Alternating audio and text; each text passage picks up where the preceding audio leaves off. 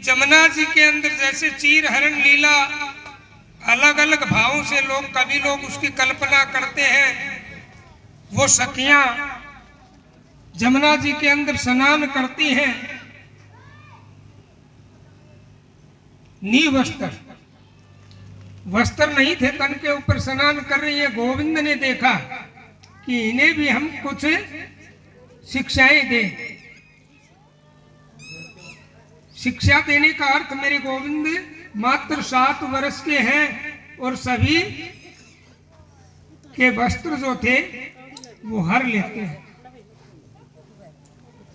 वस्त्र उठा करके वट वृक्ष के ऊपर छुपा करके बैठ जाते हैं वो। अब वो स्नान करके देखा कि तुम्हारे वस्त्र तो कन्हैया ने चुरा लिए। अब जल में जो गोपियां थी वो कन्हैया से कह रही कि कन्हैया ये हमारे वस्त्र जो है हमें वापस दे दो। कन्हैया ने कहा कि एक वादा करो, ये समझना है आप सभी को कि मेरे गोविंद किस प्रकार से रास्ता बता रहे हैं। भगवान ने कहा कि मुझसे आज एक वादा कर लो कि जमुना के अंदर जो जल है ये क्या है? पुरुष है। कौन है? जल पुरुष है, देवता है। और इस जल के अंदर आप कभी भी निवस्त्र स्नान नहीं करोगे तो मैं आपके वस्त्र वापस दे सकता हूं। अब अलग अलग व्याख्यान कथावाचक जो है वो अलग अलग तरीका है अपना अपना समझाने का, लेकिन मेरे गोविंद हमें क्या कह रहे हैं? हे गोपियां, आप कभी भी ये जल जो है ये पुरुष है और इस जल के अंदर नी वस्त्र कभी भी स्नान मत करना। इसलिए चाहे पुरुष हो या स्त्री हो कभी भी नी वस्त्र स्नान नहीं करना चाहिए, क्योंकि जल देवता का दोष हमारे ऊपर लगता है। जल देवता है इसलिए उसका दोष लगता है। कभी भी नी वस्त्र स्नान पुरुषों या स्त्री को नहीं करना चाहिए। मेरे गोविंद ने यहाँ चीर हरण की लीला इसीलिए की थी कि इनको समझाऊं कि कभी भी नी वस्त्र स्नान ना करें। वही मेरे गोविंद वंशी की लीला करते हैं। जो ब्रज की गोपियां थी उनका प्रेम ही तो था भगवान के प्रति। वो सभी शादीशुदा थी, सभी पतिव्रता थी, सबको पति थे। किसी ने ये नहीं कहा कि आप कहाँ जा रही हैं। अब ये कलयुग है। अगर मेरी माताएं कहीं कथा के अंदर चली जाए तो घर जाते ही घर वाला पूछेगा कि आप कहाँ गई थी इतने समय से? तो आपने 3 घंटे 4 घंटे कहाँ थी? उस समय का और अभी इस समय का परिवर्तन है। इसलिए मेरे गोविंद जो थे वो लीला दिखा रहे थे और उनको प्रेम किससे था? भगवान से था। इसीलिए तो वो सांसारिक संसार के अंदर जो हमारे सब लगभग हम पति मानते हैं, मेरी माताएं जिनको जो पति मानती है वो पति होता है क्या? पति कौन है? रियल पति कौन है? मैंने पिछली कथा में बताया था। रियल पति कौन है? भगवान है। रियल पति मेरे साक्षात नारायण है। आरती जो है ना, हम आरती करते हैं, आरती में भी एक लाइन आती है। आरती को पूरी अगर हम समझ लें तो ये मान लो कि आरती के अंदर ही पूरी कथा का राज जो है वो छुपा हुआ है। इसीलिए हम लास्ट में आरती करते हैं कि कथा की कोई त्रुटि हो तो उस त्रुटि को कौन पूरा करता है? आरती पूरा करती है।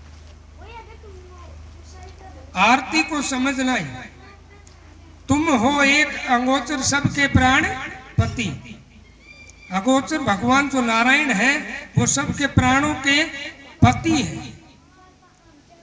और यहाँ संसार के अंदर हमारे पिता ने बड़ी अवर देख करके हमारी शादी की, वो तो सांसारिक एक बंधन है कि कोई हमारे ऊपर उंगली ना उठाए। मीरा ने भगवान को पति मान लिया। शादी तो मीरा की भी राणा के साथ हुई है, लेकिन कैसा पति कि कभी मैं विधवा ना हूं, क्योंकि वो परमात्मा जो है अजर है, अमर है, अविनाशी है। तो ऐसा पति हमें चुन लेना चाहिए। ये संसार के बंधन में जो बंधे हैं, धीरे धीरे इस बंधन से मुक्ति पाते जाएं। ये नहीं है कब तक, जब बेटा हुआ अधिकार है कि बेटे की पालना कर दो, बेटी हुई तो बेटी की पालना कर दो, अधिकार है, बेटा बेटी की शादी कर दो, अधिकार से मुक्त हो गए। वो समय भजन का है। बेटा और बेटी अगर घर में है, उनकी शादी करते ही हमारा कर्जा उतर जाता है।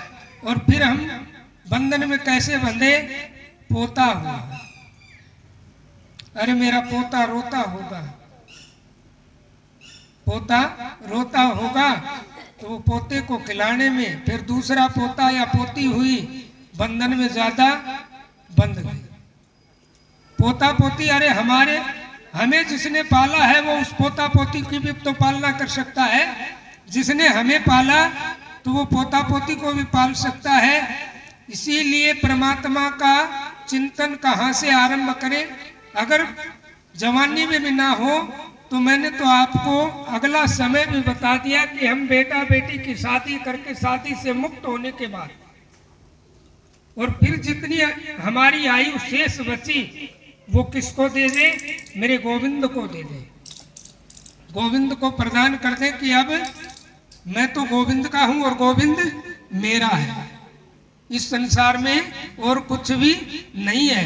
मैं तो गोविंद का हूं और गोविंद मेरा है। श्रीमन नारायण शरणम मम। नारायण की शरण में चले जाना चाहिए। वही गोविंद। पूर्णिमा की रात्रि थी जब भगवान ने बंसी बजाई और भगवान की बंसी की आवाज सुन के जो नगर के जो गोपियां थी, नगर की जो गोपियां थी वो दौड़ी। कोई बच्चे को दूध पिला रही है तो बच्चे को छोड़ दिया, कोई भोजन बना रही है तो भोजन को छोड़ दिया, कोई दूध निकाल रही है तो दूध को छोड़ दिया, कोई अगर अपने घर में दूध को गर्म कर रही है तो उसको चूल्हे पे दूध छोड़ करके वो दौड़ पड़ती है। बताओ, आज दूध निकल जाए और गोदी में बच्चा रोता हो तो हम किसकी तरफ भागते हैं? दूध की तरफ भागते हैं। बच्चा चाहे रोए जाओ, दूध कितना प्रिय लगता है। इसमें भी राज है। मैं आपको बता दूं कि प्रेम, आज हमने बताया था कि प्रेम क्या होता है। पै पानी का मेल जगत में, पै नाम दूध का है और दूध के अंदर हम पानी डालते हैं। तो बताओ, दूध और पानी को कोई अलग करके दिखाएगा? नहीं कर सकता। बुगला जो ये हंस जो है, हंस जो है वो क्या करता है? दूध को अलग कर देता और पानी को अलग करता है। मैं हंस तो हूं नहीं, लेकिन दूध को अलग और पानी को अलग कर दूंगा। कोई एक गिलास अगर दूध मुझे पिलाएगा तो, ऐसे नहीं। बताओ कौन पिलाएगा? हाथ उठा के बता दो, हम घर जाके पिएंगे। पिला दोगे? तो कह दोगे तो आगे आइए समझो। लेकिन मैं आपको बता देता हूं कि हंस जो है वो दूध को अलग किस लिए करता है? हंस की चोंच के अंदर एक अमी होती है और जब वो दूध के अंदर अपनी चोंच को रखता है तो दूध फाट जाता है। पानी अलग और फटा हुआ जो दूध है वो उठा करके हंस ग्रहण कर लेता, तो बचा हुआ क्या है? पानी। क्रिया तो सब जानते हैं। अब तो सबको पता चल गया कि कैसे अलग करना है। दूध और पानी को हमें कैसे अलग करना सबको पता चल गया होगा। लेकिन ऐसे प्रेम को हम नींबू के माध्यम से या खटाई के माध्यम से भी अलग कर सकते हैं। वही गोविंद जो है इस सृष्टि को देख रहे हैं और लीला भी कर रहे हैं। तो हम किसी के प्रेम में विघ्न न डालें। हो मेरा को